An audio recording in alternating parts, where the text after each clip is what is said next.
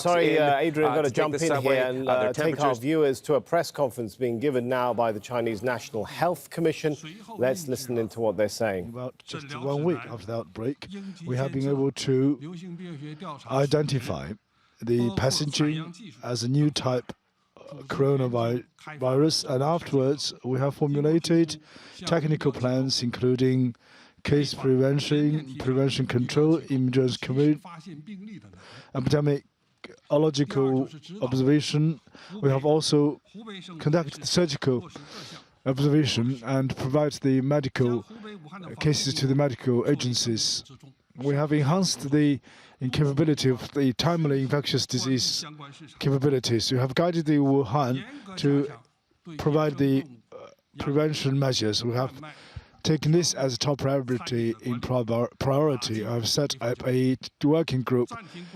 We have also closed relevant markers in a speedy manner, tightened control of illegal breeding and transportation, trading, and the consumption of wildlife and wild animals. We have closed on a temporary basis airports, train stations, and other channels from Wuhan to prevent the spread of virus. We have also coordinated the mobilization for Central Medical Reserve to distribute relevant materials to Wuhan.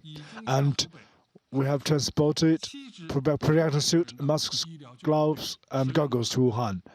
The central government has earmarked 1 billion yuan for funds in central budget to support the prevention and treating in Hubei province. We have several teams of 900 doctors in Hubei, Wuhan, and some doctors are ready for departure. And the military also sent 450 military doctors and medical workers.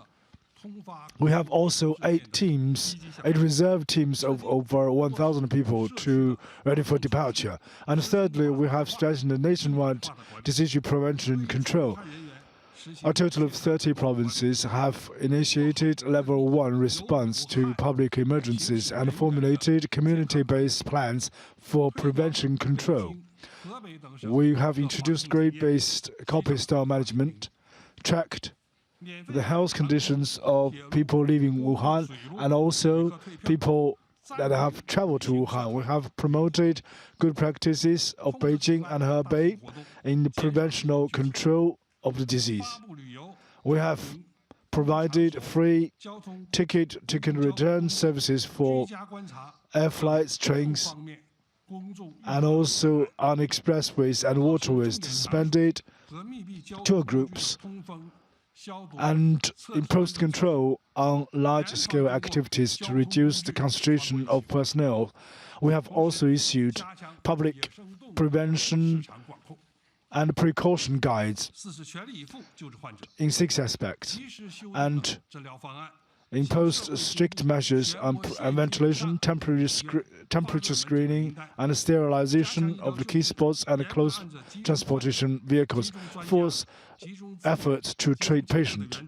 We have formulated and amended treatment plans, published the list of designated hospitals and fever clinics at county level. We have combined traditional Chinese medicine and Western medicine and introduced individualized treatment plans for patients in critical conditions.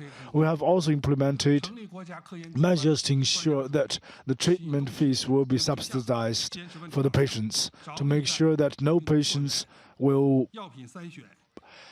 need to worry about medical expenses. 5th, intensify scientific research. We have set up a nationwide group to seek breakthrough in pathogen tracing, critical infection treatment, virus research, and traditional Chinese medicine prevention. 6, public education.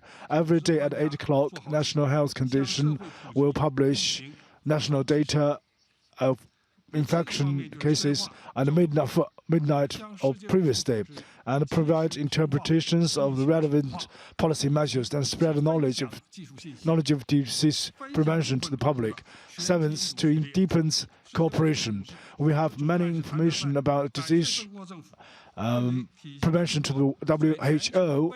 We have shared 4 genomic sequence of the virus strains, and the Director General of the World Health Organization have showed showed the appreciation to the Chinese government, demonstrated the Chinese leadership in global health. We have gathered experts in Wuhan, Hong Kong, and Macau to work together.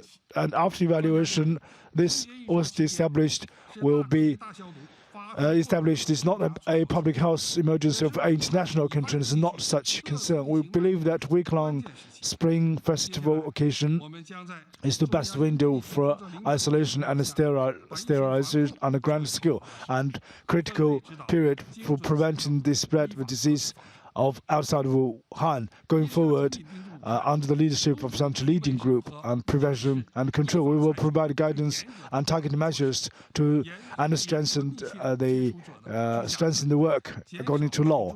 And fifthly, we'll be working in Wuhan and Henan province to enforce measures according to law to make sure that people at close contact will be reduced at the concentration level, and to working together to timely fashion to make the disease, control the disease into regions. And next will be strengthening our planning and strengthening prevention control, and all personnel travel to other part of Wuhan in the last 15 days will make good for the communities and to track the personnel. No patients will be left to worry about medical expenses. Some of the comments being made there by Xiaowei, the director of the Chinese National Health Commission, outlining several points and several steps which the government is taking to try and get a handle on the coronavirus, which has emerged from Wuhan region. Let's go over now to Scott Heidler. He's in Beijing. Scott, listening into this very clear message to underline, I guess, all of this is that the government is aware and is in control of what's happening. Absolutely. It's kind of a list, going down a list of what they have done and what they need to do. And as you highlighted there, Sammy, one of the things is that people are concerned about what kind of care they're going to be getting. And they're saying that the government is saying that no expenses will be paid by any of the civilians, the citizens who are impacted by this virus. One thing that's interesting, as they click down, something that was emphasized, and that is the resources that have gone down to Wuhan and to the affected areas. That they are doing as much as they possibly can, because there has been a lot of criticism on social media, particularly in Wuhan, because of lack of medical staff, lack of supplies that are needed in those areas. And as we heard, they have sent down some military medics, some military personnel, and other civilian medical personnel down there. But from what we're hearing, there still is a lack of staff and a lack of supplies. One thing that's interesting that they're trying to do to combat that, there are 2 hospitals being built right now for the coronavirus. We know that one, they started a couple of days ago. They say that should be done in a couple of days. The second one, they're saying is probably going to take another couple of weeks.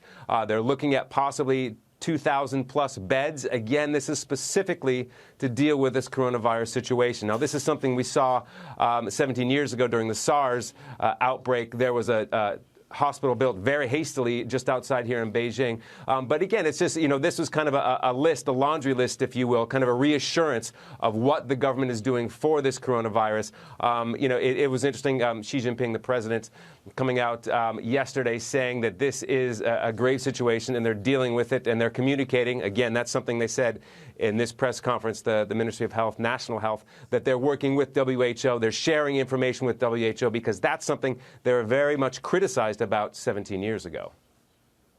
All right. Thanks, Scott Heidler there. And now we're going to speak to Adrian Brown. He's in Hong Kong outside a theme park that's been shot down. Clearly, despite or perhaps because of all the containment measures, it's really sucking the life out of what would usually be some lively New Year celebration days.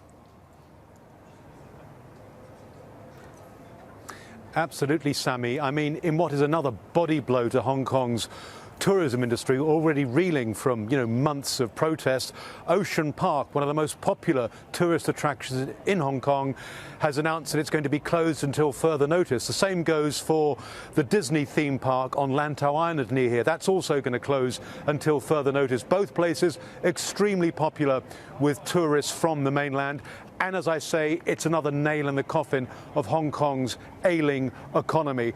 Tourism arrivals here in Hong Kong have dropped by more than 50% in the past 6 months. And of course, tourism is the lifeblood of the Hong Kong economy. But these places are going to remain shut until further notice because the authorities here are anxious to try to further contain the spread of this virus. So far, there are 5 confirmed infections here in Hong Kong, but also several hundred suspected cases. Now, of course, this all has echoes of the SARS virus 17 years ago. Almost 300 people died then.